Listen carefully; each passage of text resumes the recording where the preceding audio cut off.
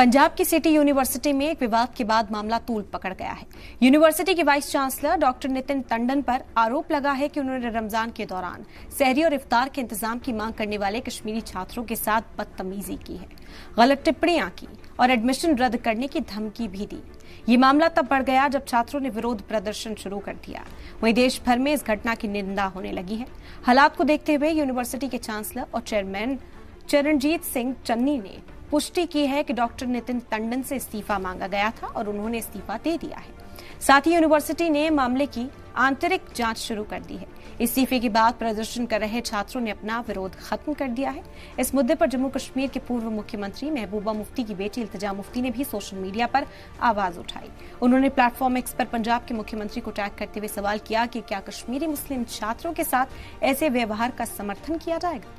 उन्होंने vice chancellor के खिलाफ सख्त कार्रवाई की मांग की।